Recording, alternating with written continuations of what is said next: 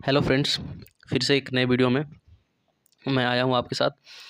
और ये है स्टेनो का प्रीवियस ईयर पेपर 2। ठीक है, फर्स्ट मैंने करा दिया है। अगर आपने नहीं देखा है तो चैनल पे चेकआउट करिए और उसका जो पहला पीवाईक्यू है वो देखिए। ये है आपका सेकंड पीवाईक्यू। ओके, तो इसका हम लोग अभी जीके का सीरीज लेकर चल रहे हैं, तो सिर्फ जीके का क्वेश्चन सोल्व करेंगे। तो जीके में क्वेश्चन हम लोग देखेंगे क्या क्या पूछ रहा है। चलिए, ज़्यादा कुछ बोलते हुए बिना बोले हुए वीडियो को स्टार्ट करते हैं। ठीक है, क्वेश्चन पहला कह रहा है कि प्रधानमंत्री फसल बीमा योजना के तहत रबी फसलों के लिए किसानों द्वारा अधिकतम प्रीमियम कितना होगा। ठीक है, तो यहाँ पे क्वेश्चन ये कह रहा है कि भाई आपका जो प्रधानमंत्री फसल बीमा योजना है ना, उसके तहत रबी फसल को कितना अधिकतम प्रीमियम देना होगा। तो ये आपका जो मतलब पेएबल कितना होगा, तो होगा आपका 1.5%। ठीक है, आपका 1.5%, यानी कि डी ऑप्शन।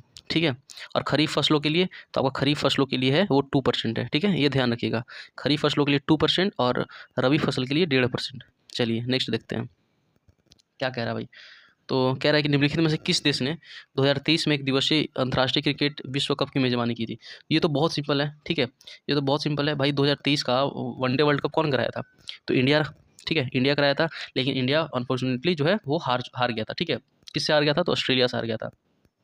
चलिए अब देखते हैं आगे क्या कह रहा है भाई। निम्नलिखित में से कौन सा जीव जो है स्वपोषी के रूप में वर्गीकृत है। मतलब ऐसा कौन सा इसमें चारों में से है जो स्वपोषी में होता है। स्वपोषी क्या होता है, जो भोजन खुद बनाता है, यानी कि सेल्फ मेड। ठीक है, जो खुद से भोजन बनाता है दोस्त। तो ये है आपका कवक, मानव, पौधा या जंतु। तो आपका पौधा। ठीक है, यानी कि जो पौधे हैं ना वो अपना जो भोजन है वो खुद से बनाते हैं। चलिए अब है कि मालाबार तट भारत के निम्नलिखित में से किस राज्य में स्थित है। तो यहाँ पे क्वेश्चन कह रहा है कि जो मालाबार तट है ना वो किस स्टेट में सिचुएटेड है। ठीक है, तो देखिए मालाबार तट है ना वो है आपका केरला में। केरला में यहाँ पे, ठीक है, केरला में यहाँ पे है आपका मालाबार तट। तो ऑप्शन डी जो है आपका केरल जो है वो सही हो जाएगा। चलिए यानी कि डी। आगे देखते हैं, कह रहा है कि निम्नलिखित में से अन्य से भिन्न विकल्प की पहचान कीजिए। मतलब कि इसमें अलग कौन है। ठीक है, तो भाई देखिए ब्रोमीन, ऑर्गन, ठीक है, फ्लोरीन और क्लोरीन। ये क्लोरीन, फ्लोरीन, ब्रोमीन, ये जो क्लोरीन, फ्लोरीन, ब्रोमीन है, इससे हमको क्या याद आ रहा है, और ऑर्गन, ये गैस क्या बोलते हैं, निष्क्रिय गैस। ठीक है, यानी कि ऐसा गैस नोबेल गैस इसको बोलते हैं। ठीक है, तो आपका जो इसमें आंसर होगा ना वो आपका ऑर्गन होगा। ऑर्गन जो है ये निष्क्रिय गैस नहीं है, तो आपका ऑप्शन 2 जो है वो सही हो जाएगा। बाकी जितने भी हैं ब्रोमीन, फ्लोरीन और क्लोरीन, वो सारे के सारे क्या हैं, तो निष्क्रिय गैस है, नोबेल गैस है। ठीक है, चलिए आगे देखते हैं। अब क्या कह रहा है भाई कि निम्नलिखित में से कौन सा 1784 के पिट्स इंडिया एक्ट में शामिल नहीं था। मतलब कि 1784 का जो पिट्स इंडिया एक्ट आया था 1773। अब देखिए कल जो हम लोग पिछला प्रीवियस ईयर पेपर किए थे उसमें एक क्वेश्चन था कि 1700 पिट्स इंडिया एक्ट कब आया था, तो उसका आंसर था 1784। देखिए अब उसी से रिलेटेड, ठीक है, उसी से रिलेटेड है, नेक्स्ट एग्जाम में क्वेश्चन किया। इसलिए पीवाईक्यूज का जो पैटर्न होता है ना, वो सवाल होता है बहुत इंपॉर्टेंट होता है। इसलिए आप जो भी वीडियो मैं दे रहा हूँ आप उसको पढ़ाई कीजिए, ध्यान से पढ़िए, देखिए उसके ऑप्शंस को भी एक बार नज़र डालिए और फिर एग्जाम में बैठिए, फिर देखिए कैसे होता है। तो भाई बोल रहा है इसमें पिट्स इंडिया एक्ट 1784 का जो है वो आपका उसमें क्या क्या था और क्या नहीं था। ठीक है, तो इसमें कह रहा है क्या नहीं था, तो पहला पढ़ते हैं। कह रहा है कि 6, देखो हम बता दें कि 1784 का पिट्स इंडिया एक्ट था क्या। ठीक है, मैं एक शॉर्ट में बता देता हूँ आपको। चलिए देखिए 1784 में जो पिट्स इंडिया एक्ट गठित हुआ था उसमें क्या था ना कि उसमें 6 सदस्य थे। ठीक है, उस बोर्ड में जो है 6 मेंबर थे। ओके, 6 मेंबर थे। और क्या, तो भाई उसमें ये था कि भारत में जो कार्यकारी परिषद की जो ताकत है ना उसको 4 से घटाकर 3 कर दिया गया था। ठीक है, उसमें जो आपका कार्य करने वाले जो कार्यकारी परिषद था उसका, उसमें 4 मेंबर होते थे, अब क्या कितना कर दिया, 3 कर दिया। अब क्या हुआ, तो भाई अब बंगाल जो बॉम्बे और मद्रास के जो गवर्नर है ना, अब उससे ज़्यादा पावरफुल जो होगा वो आपका बंगाल का गवर्नर होगा। ठीक है, बंगाल का गवर्नर होगा। तो अब पढ़ते हैं आपका ऑप्शन पढ़ते हैं। चलिए ये कह रहा है कि 6 सरकार नियुक्तियों की एक समिति जिससे नियंत्रण बोर्ड के रूप में जाना जाता है। हाँ अभी बताएं कि 6 लोगों का एक मेंबर, 6 मेंबर का एक कमेटी बनाया गया था। ठीक है, सेकंड क्या कह रहा है, तो मद्रास और बॉम्बे प्रेसिडेंसियों को बंगाल प्रेसिडेंसियों के अधीन लाया गया था। हाँ, मद्रास और बॉम्बे को ना बंगाल की प्रेसिडेंसी में ही इंटर कर दिया गया था। चलिए नेक्स्ट क्या कह रहा है, तो भारत का शासन गवर्नर जनरल और 3 सदस्यों वाली परिषद को सौंप दिया गया था। मतलब को भारत का जो शासन है ना वो 3 सदस्य। अब देखो मैं क्या बोला था कि 4 से पहले 4 मेंबर थे कार्यकारी परिषद में, अब कितने हो गए, 3 हो गए थे। तो आपका 3 ऑप्शन सही है, ये भी सही है। मतलब ये भी सही था, इसमें शामिल था। चौथा क्या कह रहा है कि ईस्ट इंडिया कंपनी के सभी ऋणों को भारत की ब्रिटिश सरकार ने अपने ऊपर ले लिया था। नहीं, ये गलत है आपका, ये ऐसा कुछ नहीं था 1784 की ईस्ट इंडिया एक्ट में, यानी कि ऑप्शन जो डी है ना वो सही हो जाएगा। चलिए आगे देखते हैं। अब ये कह रहा है भाई कि 2011 की जनगणना के अनुसार 7 बहन राज्यों में किस समूह में साक्षरता दर सबसे अधिक है? यानी जो 7 सिस्टर है ना भाई, 7 सिस्टर जो स्टेट है उसमें 7 सिस्टर स्टेट में सबसे ज़्यादा लिटरेसी रेट किस स्टेट की है? तो देखिए आपका मिज़ोरम जो है ना, उसमें मिज़ोरम, ठीक है? मिज़ोरम में सबसे ज़्यादा है, आपका 7 सिस्टर में सबसे ज़्यादा लिटरेसी रेट जो है आपका मिज़ोरम में है। और मिज़ोरम के बाद भाई उसके बाद त्रिपुरा में, ठीक है? मिज़ोरम और त्रिपुरा, मिज़ोरम में कितना है? तो 91.33%, ठीक है? आपका मिज़ोरम में है। और आपका त्रिपुरा में कितना है दोस्त? तो त्रिपुरा में आपका है 87, ठीक है? 87.75%। तो आप ये पॉइंट भी ध्यान रखिएगा। तो आपका ऑप्शन जो बी होगा ना वो सही हो जाएगा। चलिए आगे देखते हैं। अब क्या कह रहा है भाई? अच्छा ये बताइए कि 2011 का जो जनगणना हुआ था ना, 2011 का जो जनगणना हुआ था उसमें कौन-सा जिला है जो है सबसे आबादी वाला था? ये बताइए भारत का कौन-सा जिला था वो सबसे आबादी वाला था? ये कमेंट में बताइएगा। ओके, देखिए जनगणना पिछले पीवाईक्यू में भी पूछा था, इसमें भी पूछा है, यानी कि जो जनगणना के जो भी क्वेश्चन है ना उसको याद रखिएगा। अगर आप ये कहिएगा तो कमेंट में कि जनगणना पे एक वीडियो लाएँ, तो जनगणना का सारा जो भी टॉपिक है वो मैं कवर कर दूँगा एक ही वीडियो में, ठीक है? उसके बाद फिर आपको कहीं और पढ़ने की आवश्यकता नहीं है जनगणना के बारे में। जो भी क्वेश्चन करेगा आप आराम से बना लीजिएगा। तो एक वन शॉट ले आऊँगा, ठीक है, जनगणना पे। चलिए आगे देखते हैं ये क्वेश्चन क्या कह रहा है। तो भारतीय कृषि अनुसंधान परिषद आईसीएआर, देखो पिछले पीवाईक्यू में भी मैंने हम लोग आईसीआर के बारे में हमने देखा था, ठीक है, कि आईसीआर जो है किससे संबंधित है। अब इसमें भी पूछ दिया भाई कि आईसीआर जो है ना वो आईसीआर जो है अमेरिका के कृषि विभाग मृदा वर्गीकरण के अनुसार भारतीय मिट्टी को कितने श्रेणी में बांटता है। तो भाई भारत में कितने मिट्टी श्रेणी है? तो 8 है, सिंपल क्वेश्चन। 8 मिट्टी श्रेणी कौन है? एलुवियल है, ब्लैक सॉइल है, रेड सॉइल है, लेटरेट सॉइल है आपका, ठीक है, माउंटेन सॉइल है जिसे फॉरेस्ट सॉइल भी कहते हैं, आपका एरिड सॉइल है या डिजर्ट सॉइल इसको बोल सकते हैं, सैलाइन है, ठीक है, और आपका मार्शी सॉइल है, ठीक है। तो आपके 8 सॉइल का मैं नाम भी इसमें नोट कर दिया हूँ, ठीक है। तो आपका 8 सॉइल है। ओके, सबसे ज़्यादा इस सॉइल कौन सा है भारत में, कौन सा सॉइल पाया जाता है? तो आपका एलुवियल, ठीक है, एलुवियल, इसको हिंदी में बोलते हैं आप लोग जलोढ़ मृदा, ठीक है, जलोढ़ मृदा। चलिए आगे देखते हैं आगे क्या बोल रहा है। कह रहा है त्रिपुरा में खर्ची पूजा किस महीने में मनाई जाती है? मतलब ये जो आपका त्रिपुरा में एक पूजा है खर्ची पूजा, वो किस मंथ में हम लोग मनाते हैं, किस मंथ में सेलिब्रेट करते हैं दोस्त? तो आपका जो ऑप्शन सी है ना, जुलाई अगस्त, उसमें सही हो जाएगा, ठीक है। जुलाई अगस्त में हम लोग त्रिपुरा में खर्ची पूजा मनाया जाता है। चलिए ये क्या इसमें क्या होता है ना कि 14 हिंदू जो देवताएं हैं उनकी पूजा की जाती है, जिसमें अर्थ भी शामिल है, पृथ्वी भी शामिल है, ठीक है। चलिए अब क्या कह रहा है कि निम्नलिखित में से किस अशोक के शिलालेख में कलिंग युद्ध का वर्णन है? ठीक है, तो अशोक का जो शिलालेख है ना, उसमें किसमें जो है वो कलिंग पे युद्ध जो किए जीते थे उसका उसका उसका भी मतलब उसमें मेंशन किया हुआ है। तो आपका शिलालेख जो ये है ना 13, ठीक है, शिलालेख जो 13 है ये आपका सही हो जाएगा। शिलालेख 13 में कलिंग युद्ध का वर्णन है, ठीक है। चलिए आगे देखते हैं। निम्नलिखित संगीतकारों में से किसकी आत्मकथा रागमाला है?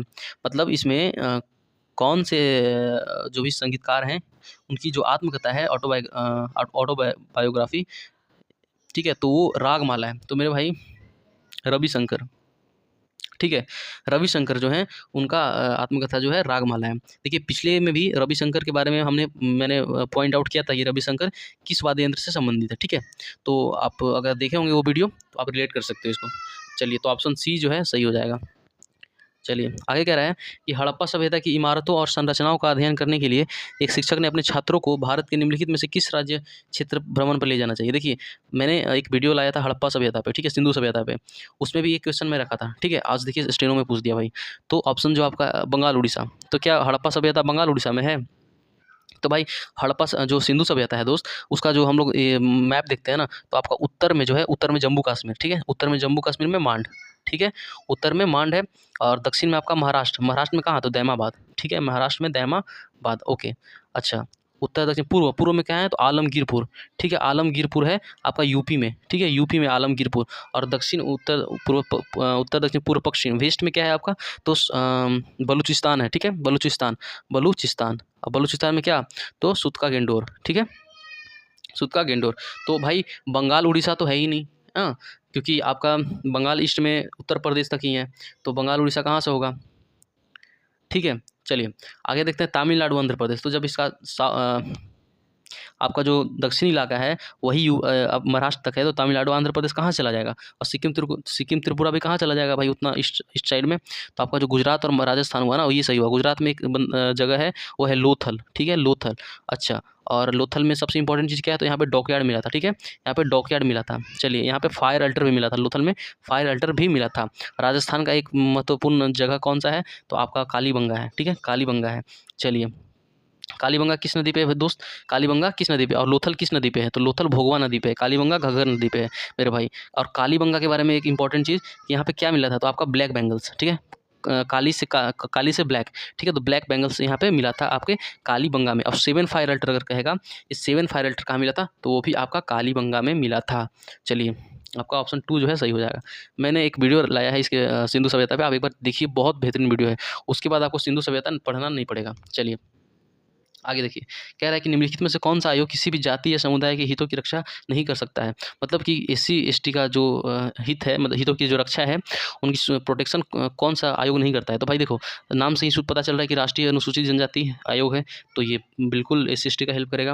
अनुसूचित जाति फिर वही पिछड़ा वर्ग भी वही, नाम से ही पता चल रहा है कि ये तीनों नहीं होगा, तो ऑप्शन होगा वित्त आयोग जो है ना, वित्त आयोग जो है वो किसी भी जाति समुदाय का हित का रक्षा नहीं करेगा, क्योंकि भाई उसको फाइनेंस से मतलब है, उसको क्या मतलब है किसी की रक्षा के बारे में, ठीक है। चलिए 14 क्वेश्चन क्या कह रहा है कि मौर्य साम्राज्य के शहर प्रशासन के संदर्भ में निम्नलिखित कथनों पर विचार कीजिए। मेगास्थनीज ने मौर्य शहर प्रशासन पर प्रकाश डाला। हाँ, जब चंद्रगुप्त मौर्य थे, जो कि मौर्य वंश के संस्थापक थे, चंद्रगुप्त मौर्य, उन्हीं के टाइम में सेल्यूकस निकेटर ने एक अपना राजदूत भेजा था, मेगास्थनीज, ठीक है। तो मेगास्थनीज आया था चंद्रगुप्त मौर्य के टाइम में। तो भाई ये तो सही है पहला। दूसरा क्या है, तो नगर परिषद 6 समितियों में विभाजित था। हाँ, आपका मेगास्थनीज के अकॉर्डिंग जो उस समय भारतीय जो नगर परिषद थी वो 6 वर्गों में विभाजित थी। तीसरा कह रहा है कि शहर जो है वो शहर प्रशासन जो सुव्यवस्थित था। हाँ भाई, मौर्य काल में सब चीज़ सही था, तो आपका जो ABC है वो सही हो जाएगा, तीनों सही है। चलिए आगे देखते हैं क्या कह रहा है भाई कि व्यावसायिक बैंकों द्वारा RBI के पास रखे जाने वाले नगद भंडार की राशि को किस रूप में जाना जाता है दोस्त। तो मतलब हम लोग जो RBI के पास जो नगद, ठीक है, नगद जो भंडार रखते हैं ना, उसको किस रूप में जानते हैं। तो देखिए इससे आप ये थोड़ा सा कॉमन लगा सकते हैं। नगद यानी करंट, ठीक है, तो करंट, तो यहाँ पे C से क्या दिख रहा है, करंट, तो यही आपका ऑप्शन हो जाएगा CRR, ठीक है। तो भाई देखो, रेपो दर क्या है, तो वह दर जिस पर वाणिज्य बैंक RBI से धन उधार लेते हैं। मतलब रेपो रेट वो होता है ना जिससे हम उधार लेते हैं RBI से, ठीक है। चलिए आगे देखिए क्या कह रहा है भाई ये। तो हाँ, अब कह रहा है कि ऐसे अमीबिए होते हैं जो कोशिका भित्ति से बाहर निकल सकते हैं। मतलब ऐसा कौन सा अमीबिए है ना जो कोशिका सेल वॉल से बाहर निकल जाता है, तो आपका WBC भाई, सिंपल है, ये तो कोई जानता है, ठीक है, WBC। आगे देखते हैं, कह रहा भाई कि भारतीय संविधान का कौन सा अनुच्छेद कानून के समक्ष समानता प्रदान करता है। मतलब right to equality, right to equality जो है ना, आपका आर्टिकल 14 है, और 14 कहाँ से कहाँ तक, तो आपका 14 से 18 तक, ठीक है। 14, 15, 16, 17, 18 क्या है भाई, तो एक इसका ट्रिक है याद करने का, मैं ट्रिक बता देता हूँ, ठीक है। एक DOUT, एक डाउट, ठीक है। ये आपका 14 आर्टिकल है, ये आपका 15 है, ये आपका 16 है, ये आपका 17 है, ये आपका 18 है, ठीक है। यानी 14 यानी कि एक, यानी कि इक्वालिटी, D से डिस्क्रिमिनेशन, ठीक है, O से क्या होता है, U से अनटचेबिलिटी, ठीक है। तो आपका जो भी है आप फर्स्ट लेटर से आप ये देख सकते हैं, ठीक है। अच्छा, और क्या है भाई, तो उसके बाद क्या आता है, राइट टू फ्रीडम, 90 से 22 तक जो है ना वो आपका है राइट टू फ्रीडम, ठीक है। तो ये जो भी आपका फंडामेंटल राइट है ना, आप उसको याद रखिएगा। चलिए आगे देखते हैं। अब कह रहा है बिहार के मिथिला क्षेत्र में मछुआरों द्वारा निम्नलिखित में से कौन सा लोक नृत्य किया जाता है। मतलब जो मिथिला एरिया है ना, जिसको अभी बिहार में अलग राज्य का मांग उठ रहा है, तो वहाँ के जो मछुआरे हैं ना, तो निम्नलिखित में से कौन सा नृत्य करते हैं भाई, कौन सा नृत्य करते हैं बताइए। तो आपका जो ऑप्शन कमला, ठीक है, यानी कि ऑप्शन जो ए है ना वो आपका बिल्कुल सही हो जाएगा, कमला नृत्य करते हैं, ठीक है, कमला। चलिए आगे देखते हैं। कह रहा भाई कि कपड़े बनने में कपास का उपयोग किया जाता है। इस उदाहरण में कपास किस प्रकार का माल है। यानी कि देखिए, कपड़े बनाने में हम कपास का यूज़ करते हैं, कॉटन का यूज़ करते हैं, ठीक है। तो कॉटन यहाँ पे क्या किस रूप में काम कर रहा है, तो आपका हीन से क्या मतलब, कुछ नहीं, पूंजीगत, पूंजी लगा रहा है थोड़ी। हाँ, पैसा को पूंजी को बोलते हैं। मध्यवर्ती, हाँ ये मध्यवर्ती के रूप में काम कर रहा है कि भाई बीच में आ रहा है, इसी की वजह से कपड़ा बन रहा है। तो आपका जो ऑप्शन सी है ना वो सही हो जाएगा। चलिए, कह रहा है कि चमटा कृमियों में पाई जाने वाली विशिष्ट कोशिकाओं का प्रकार पहचाने जो परासरण नियमन में मदद करते हैं, मतलब जो चलने में चमटा कृमियों को मदद करते हैं वो क्या होता है? तो आपका होता है वो फ्लेम सेल्स, यानी कि ज्वाला कोशिकाएं। बी ऑप्शन सही है। चलिए आगे देखते हैं। भारत में थियोसोफिकल सोसाइटी का पहला मुख्यालय कहाँ स्थापित किया गया था मेरे दोस्त? तो थियोसोफिकल सोसाइटी जो है ना, आपका सबसे पहले जो है आपका अडयार, ठीक है, आपका कहाँ? तो अडयार में यहाँ पे स्थापित किया गया था। ठीक है भैया, तो कब किया गया था दोस्त? तो 1875 में। ठीक है, 1800, अब इस बार अगर पूछ दिया कब किया गया तो 1875 में, ये भी याद रखिएगा। चलिए, अडयार। ओके, अब देखते हैं भाई आगे क्या कह रहा है। ये कह रहा है कि भारतीय महिला प्रीमियर लीग क्रिकेट का पहला संस्करण किस वर्ष आयोजित किया गया था? तो इसी वर्ष 2023 में। ठीक है, हाल में ही आयोजित किया गया था, 2023 में आयोजित किया गया था। ठीक है, चलिए आगे देखते हैं। अब क्या कह रहा है भाई कि अ, अच्छा एक बात बताइए, इंपॉर्टेंट चीज़, कि इसमें जीता कौन था, विनर कौन था? तो भाई मुंबई इंडियंस। ठीक है, मुंबई इंडियंस दिल्ली को हरा के जीती थी। ठीक है, मुंबई हम हर जगह पे विनर है। आगे देखते हैं। 2011 भारत की जनगणना के अनुसार किस राज्य में सबसे अधिक झुग्गी आबादी है? मतलब सबसे ज़्यादा झुग्गी झुपड़ी कहाँ है दोस्त? तो महाराष्ट्र में हम लोग हमेशा सुनते हैं कि भाई मुंबई में एक तरफ अमीरी तो है, लेकिन एक तरफ बहुत गरीबी भी है, बहुत लोग प्रॉब्लम्स में भी रह रहे हैं, झुग्गी झुपड़ी ज़्यादा है तो महाराष्ट्र में। ठीक है, चलिए इसी भी रिलेट कर सकते हैं आप, यानी कि डी ऑप्शन सही है। आगे देखते हैं। कह रहे कुलोम का नियम जो है वो किस पे लागू होता है दोस्त? तो हम लोग ये जानते हैं कि जो कुलोम का नियम है ना, वो आपके 2 पॉइंट चार्जेस पे लागू होता है, यानी कि Q1 एंड Q2। ठीक है, Q1 एंड Q2, तो 2 पॉइंट चार्जेस पे, यानी कि 2 बिंदु आवेश के बीच में। और इसका फॉर्मूला क्या होता है भाई? फॉर्मूला होता है इसका K, ठीक है, Q1 इंटू Q2 और बटा में R स्क्वायर। ठीक है, R स्क्वायर। ठीक है, चलिए अब K क्या होता है दोस्त? K क्या होता है? ये होता है 1/4 पाई एप्सिलॉन नॉट। ठीक है, एप्सिलॉन नॉट। ठीक है, चलिए, तो ये आपका ऑप्शन ए जो है सही हो जाएगा। आगे कह रहा है कि मैग्नीशियम हाइड्रोक्साइड का सही रासायनिक सूत्र क्या है? तो हाइड्रा ऑक्साइड, यानी कि हाइड्रोजन में भी और ऑक्सीजन में भी हाइड्रा है, यानी कि 2 है। ठीक है, इससे हाइड्रा अगर जहाँ भी हो यानी कि 2 होगा, और दोनों में है ना, हाइड्रोजन में भी ऑक्सीजन में भी है, यानी कि आपका ऑप्शन जो डी है ना वो सही हो जाएगा, OH2, MgOH2। चलिए आगे करते हैं। जीवाणु कोशिका भित्ति के संबंध में जो है सही कथन चूज कीजिए। ठीक है, सही कथन चूज कीजिए। तो क्या कह रहा है भाई कि काइटिन जो है ना जीवाणु कोशिका की भित्ति का प्रमुख घटक है। नहीं, कोशिका भित्ति जो है उसका मेन घटक काइटिन नहीं है। जीवाणु जो है कोशिका भित्ति का प्रमुख घटक सेल्यूलोज है। नहीं, ये भी गलत है। पेक्टिन जीवाणु कोशिका भित्ति का प्रमुख घटक, पेक्टिन भी नहीं है। अच्छा, चौथा क्या कह रहा है? जीवाणु कोशिका भित्ति का प्रमुख घटक जो है पेप्टी डोग्लाइकेन या म्यूरिन। हाँ, ये सही है आपका ऑप्शन जो डी है ना वो, ये बिल्कुल सही है। चलिए, ये पूछ रहा है कि निम्नलिखित में से कौन द इनहेरिटेंस ऑफ लॉस पुस्तक के लेखक है मेरे भाई? ठीक है, तो देखो एक चीज़ मैं बता रहा हूँ आपको, जब भी लेखक के बारे में पूछे ना, लेखक बुक एंड ऑथर याद करना हो ना, तो 2 नाम आप हमेशा याद रखिएगा। किरण देसाई, ठीक है, पहला आपका है जो नाम है वो है आपका किरण देसाई। ठीक है, और दूसरा नाम क्या है? तो अरुंधति रॉय, अरुंधति रॉय। ठीक है, अरुंधति रॉय, अरुंधति रॉय। ये दोनों का बुक हमेशा याद रखिएगा, बहुत क्वेश्चन में आता है इसका। तो इसका जो आंसर है ना आपका किरण देसाई है। चलिए आगे देखते हैं।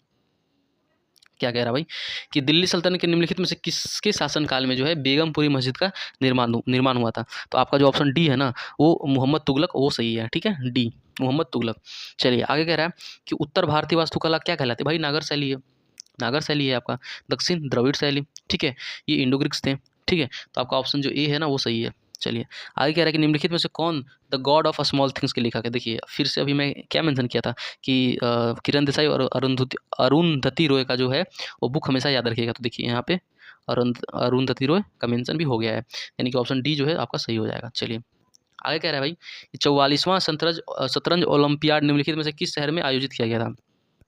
ठीक है मेरे भाई, तो जो ओलंपियाड हुआ था ना 44वां शतरंज, ठीक है, तो कब किस शहर में, किस सिटी में हुआ था मेरे भाई? तो वो था चेन्नई आपका। ठीक है, चेन्नई में 44वां शतरंज ओलंपियाड जो है आपका आयोजित किया गया था। चलिए आगे कह रहे हैं कि भारतीय खेल प्राधिकरण का मुख्यालय कहाँ स्थित है भाई? तो भाई भारतीय खेल का जो मुख्यालय है ना वो आपका नई दिल्ली में है। ठीक है, आपका नई दिल्ली में है। अच्छा, मुंबई में कौन कौन सा मुख्यालय है? ये इंपॉर्टेंट है। ठीक है, आप इसको थोड़ा सा देखिए। मुंबई में देखिए आपका ICC, सॉरी BCCI, ठीक है, BCCI, RBI, इसका जो मुख्यालय है ना वो आपका मुंबई में है। ठीक है, चलिए इसका मुख्यालय कहाँ है आपका? नई दिल्ली में। भारतीय खेल प्राधिकरण का आगे कह रहा है कि भारत में हरित क्रांति के दौरान बाल पोषण पर केंद्रित योजना, एकीकृत बाल विकास सेवा योजना, देखो कल ही पिछले ही प्रीवियस ईयर आईसीडीएस के बारे में मेंशन किया गया था कि आईसीडीएस जो है ना वो किससे रिलेटेड है। आज देखिए आईसीडीएस से 2 क्वेश्चन कर दिए, एक बार पिछले में भी हम लोग देखे थे और इसमें ईयर पूछ दिया भाई कि किस वर्ष जो है आपको आईसीडीएस का ये हुआ था, गठन हुआ था, ठीक है, शुरुआत हुआ था। तो आपका 1975 जो है ना वो बिल्कुल सही हो जाएगा, 1975। चलिए आगे कह रहे हैं भारतीय उपमहाद्वीप की जलवायु संबंध में निम्नलिखित में से कौन सा कथन सही है। मतलब कि भारतीय जो उपमहाद्वीप है उसके जलवायु के बारे में सही कथन चूज कीजिए। तो देखिए पहला क्या कह रहा है, थार मरुस्थल जो है मध्य एशिया से आने वाली अत्यधिक ठंडी हवाओं से उपमहाद्वीप की रक्षा करता है। नहीं, सेंट्रल एशिया से भाई हमारा हिमालय पर्वत रक्षा करता है, ठीक है, हमारा ग्रेट हिमालय जो है वो रक्षा करता है, प्रोटेक्ट करता है। चलिए तो ऑप्शन ए जो है ना बिल्कुल गलत है। अब है कि हिमालय मध्य एशिया से आने वाली अत्यधिक ठंडी हवाओं से उपमहाद्वीप, हाँ एकदम सही।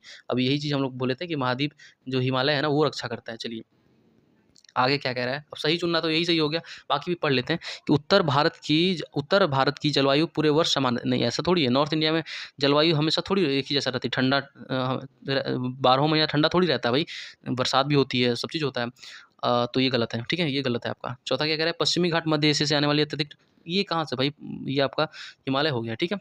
चलिए आगे देखते हैं। हम्म, देखिए ये जो है ना आपका, सॉरी, सेंट्रल एशिया से जो आता है ना आपका, ठीक है, ये मध्य एशिया, हाँ वही चीज़। चलिए आगे देखिए, महाबोधि मंदिर को अशोक द्वारा पूरी तरह से किससे बनाया गया था, तो भाई ईंटों से, ठीक है, आपका ईंटों से जो है महाबोधि मंदिर को अशोक द्वारा बनवाया गया था। चलिए आगे क्या कह रहा है भाई, तो कह रहा है कि निम्नलिखित में से कौन एक प्रसिद्ध मोहिनी अट्टम नर्तकी है। देखिए मोहिनी अट्टम कहाँ का शास्त्रीय नृत्य है, तो केरल का है, केरल का है, ठीक है, केरल का है। तमिलनाडु का क्या है भाई, भरतनाट्यम। केरल का एक और है, वो क्या है, ठीक है, कथकली। तो और आंध्र प्रदेश का शास्त्रीय नृत्य क्या है, तो कुचिपुड़ी, ठीक है, सबका याद रखना है आपको। जो शास्त्रीय नृत्य है ना वो सबको याद रख, शास्त्रीय नृत्य है जो सब, हाँ सब जो भी है सब याद रखना है। तो देखिए अब केरल का जो डांस है भाई, केरल के लोग ही अधिकतर परफॉर्म करेंगे, तो नाम से थोड़ा सा हम लोग क्या मतलब कॉमन सेंस यूज कर सकते हैं और मार सकते हैं, ठीक है। तो भाई देखो सारा भाई ये सब यूज़ होता है गुजरात शायद, ठीक है। नायर, नायर का जो टाइटल है ना वो केरल में हमेशा बहुत यूज़ होता है, ठीक है। तो आपका ऑप्शन सी जो है बिल्कुल सही हो जाएगा, नायर, ठीक है, यानी कि सुनंदा नायर।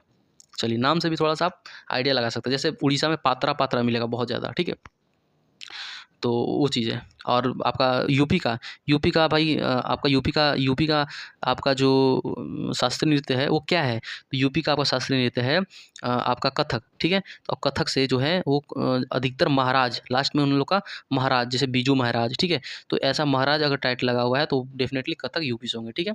चलिए आगे देखते हैं। अच्छा ये क्या कह रहा है कि भाई एक ऐसा खेल है जिसमें 2 टीमें होती हैं, जिनमें से प्रत्येक में आमतौर पर 6 खिलाड़ी होते हैं और जो स्केट पहनते हैं और आइस रिंग पर प्रतिस्पर्धा करते हैं। मतलब भाई इसमें 6 खिलाड़ी होती है। तो आपका जो आइस हॉकी है ना, ये ऐसा खेल है जिसमें आमतौर पे 6 खिलाड़ी होते हैं, स्केट भी पहनते हैं और आइस रिंग पे प्रतिस्पर्धा यानी कि खेलते हैं वो, ठीक है, कॉम्पिटिशन करते हैं। चलिए आगे कह रहा है कि मध्य भारत के सतनामी आंदोलन के संबंध में निम्नलिखित कथनों पर विचार कीजिए। मतलब जो सतनामी आंदोलन हुआ था ना वो उस पे हमको विचार करना है, ठीक है भाई।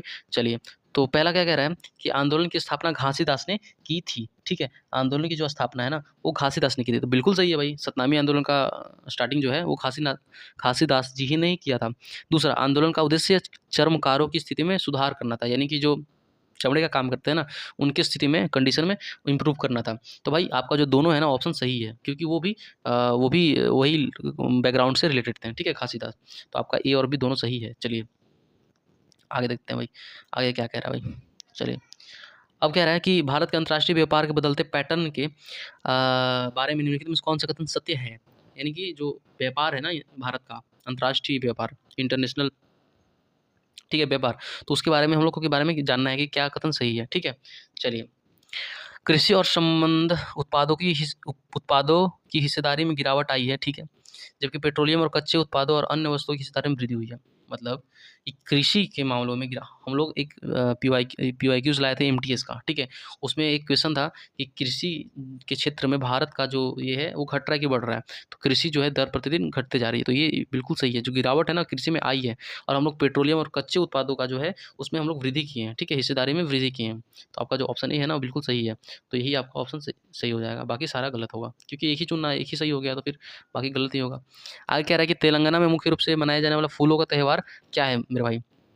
मतलब तेलंगाना में जो है ना, हम लोग कौन सा त्यौहार मनाते हैं जिसे फूलों का त्यौहार भी कहते हैं, तो वो था आपका बथकुम्पा। ठीक है, बथकुम्पा जो है आपको तेलंगाना में मनाया जाता है, जो कि आपका सितंबर से चलता है और अक्टूबर तक चलता है। ठीक है, आप ये भी पूछ देगा जैसे कि किस महीने में चलता है मेरे भाई, तो सितंबर से। ठीक है, सितंबर से लेके अक्टूबर तक चलता है। ठीक है, सितंबर से लेके आपका अक्टूबर तक चलता है। चलिए आगे देखते हैं, यानी बथकुम्पा कह रहा है कि निम्नलिखित में से कौन सा विकल्प केवल ऊर्जा की इकाइयों को दर्शाता है, मतलब एनर्जी का जो यूनिट है ना वो दर्शाता है। तो देखो न्यूटन जहाँ भी होगा वो तो गलत हो जाएगा, न्यूटन क्योंकि फोर्स का है, ये भी गलत, ये भी गलत, तीनों में न्यूटन है यानी कि ये तीनों गलत।